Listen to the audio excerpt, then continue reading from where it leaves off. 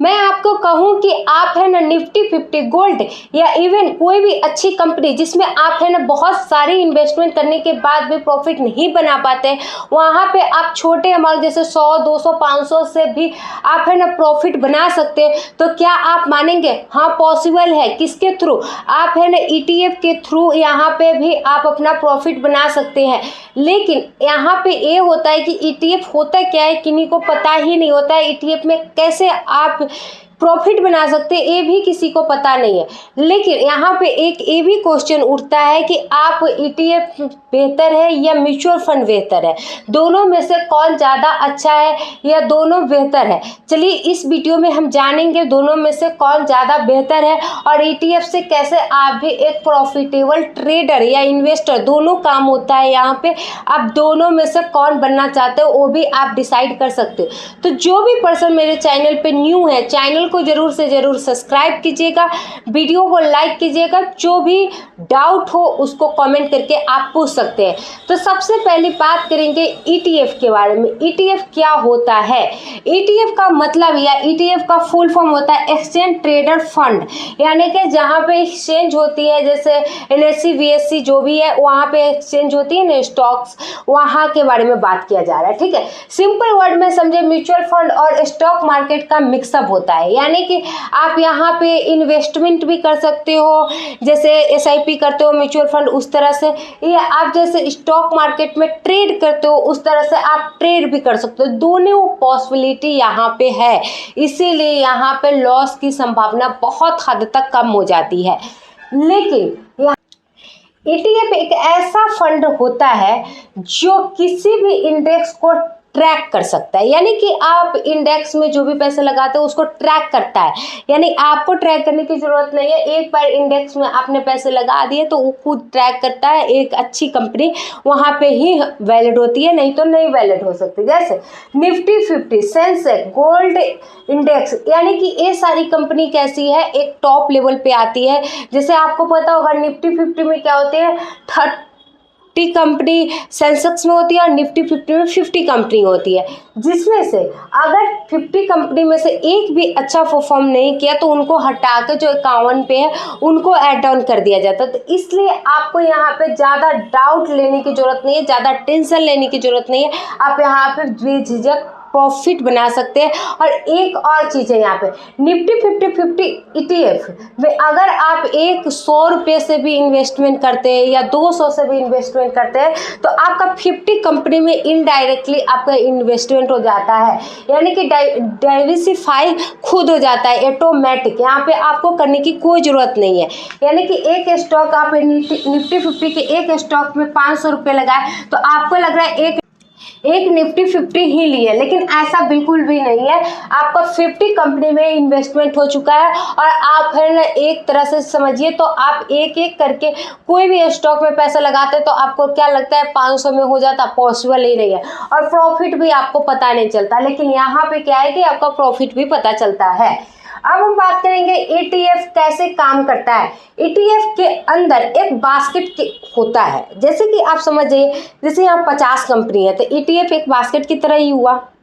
Sensex 30 company की है, gold index ये भी एक बास्केट की तरह, यानी कि जो भी कंपनी आती है एक बास्केट की तरह रहती है। इसमें कई कंपनी के शेयर्स होते हैं। एक ईटीएफ प्रोवाइड करते हैं, जैसे कि आप निपॉन इंडिया, एचडीएफसी, एसईएफ ये फंड बनाता है।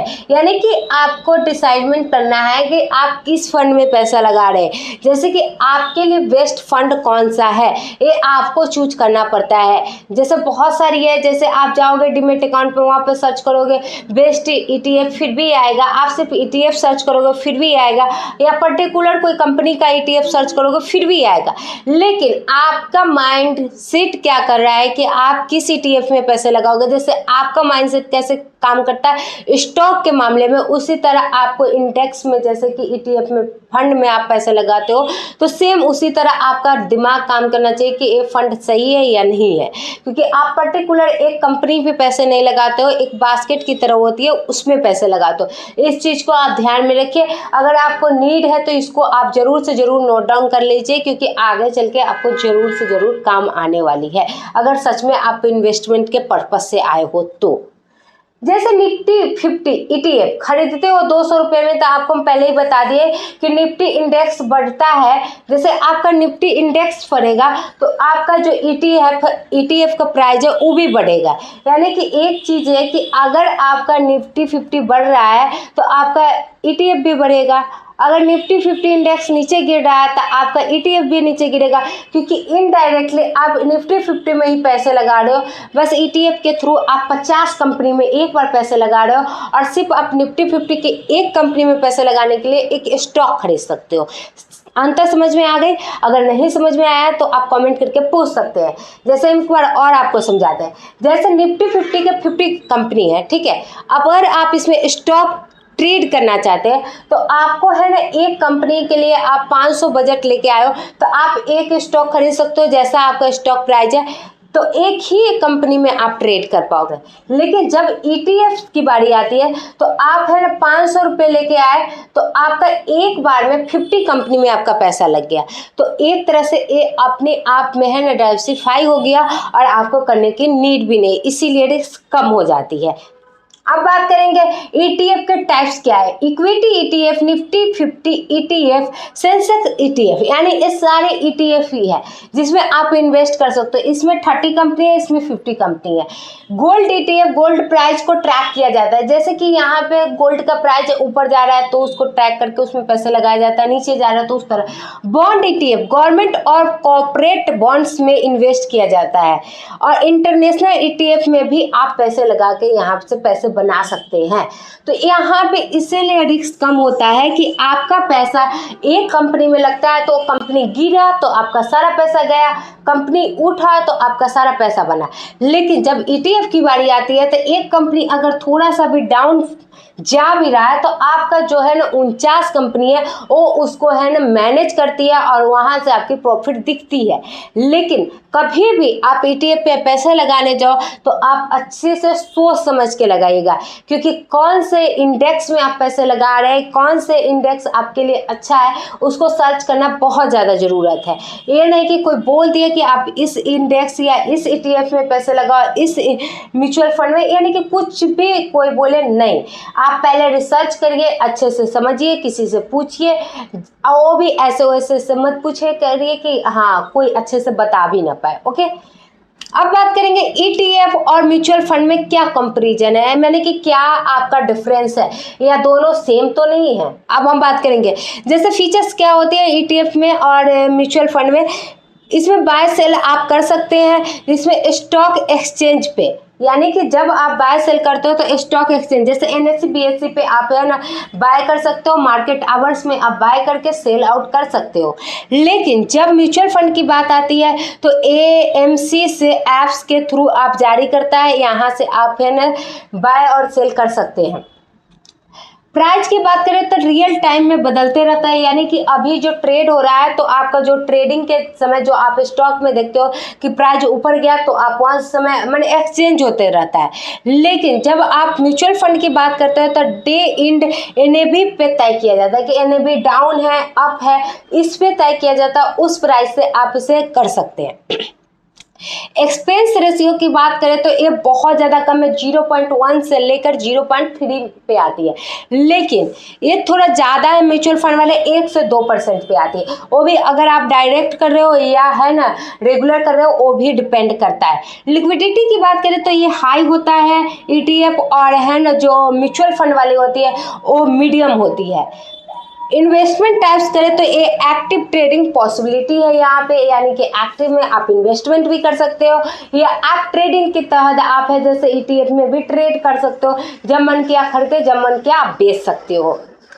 अब बात करेंगे म्यूचुअल फंड के तो ये पैसिव है और होल्डिंग किया जाता है, यानी कि आपको ऑलरेडी पता होगा या जिनको नहीं पता है कि ETF आप ट्रेड करना चाहते हो तो ट्रेड भी कर सकते हो, अगर आप ग्रोथ के लिए चाहते हो तो आगे के दिन के लिए आप छोड़ भी सकते हो। लेकिन जब आप है ना म्यूचुअल फंड की बारी आती है तो आपको पैसिव यानी कि 1 साल पॉसिबल नहीं है, 5 साल से 10 साल के लिए आपको छोड़ना पड़ेगा, तभी पैसिव होल्डिंग कारण से आप जब चाहते हो तब आप म्यूचुअल फंड को स्टार्ट करिए। यानी कि आपको एक चीज़ समझ में आया कि म्यूचुअल फंड भी बेस्ट है और ETF भी बेस्ट है, लेकिन टाइमिंग किन के लिए क्या बेस्ट है, आप कितना टाइम देना चाहते हो, ये तय करता है कि आप म्यूचुअल फंड में जाते हो या आप ETF में जाते हो। लेकिन अगर आप चाहते हो कि दोनों को लेके चले तो बहुत अच्छी बात है, क्योंकि ETF में क्या है कि आप जब मन करे तब ट्रेडिंग की तरह आप पॉसिबल है कि आप बेच सकते हो। लेकिन जब आप एक इन्वेस्टमेंट अच्छा करते हो तो आपको लिए म्यूचुअल फंड भी बेस्ट है। तो म्यूचुअल फंड एक अच्छा रिटर्न्स देता है, लेकिन इसमें टाइम लगता है, ओके, क्योंकि इसमें कंपाउंडिंग की पावर है। अब हम बात करेंगे कि इसमें क्या फ़ायदे हैं, यानी कि क्या फ़ायदे हैं कि हम ETF को ले। तो इसमें डाइवर्सिफाई एक अच्छी रास्ते है जिसमें ऑटोमेटिक हो जाती है, जिससे रिस्क कम हो जाता है। और दूसरा क्या है कि आप है ना जब भी लो कॉस्ट और कम एक्सपेंस रेशियो में आप यहाँ पे ट्रेड या इन्वेस्ट कर सकते हैं। हाई लिक्विडिटी होने के कारण आप तुरंत बेच भी सकते हो, तुरंत खरीद भी सकते हैं।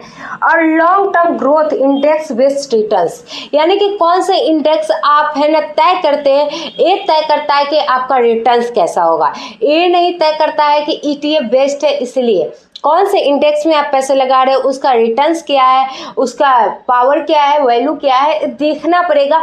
फिर आपको आगे जाके प्रॉफिटेबल उस तरह से रिटर्न्स आएगा। ये नहीं कि कोई कह देता है कि म्यूचुअल फंड में आपको है ना 12% का रिटर्न मिलेगा, तो कल होके सारे कोई भी आप म्यूचुअल फंड लीजिए आपको 12% ही मिलेगा।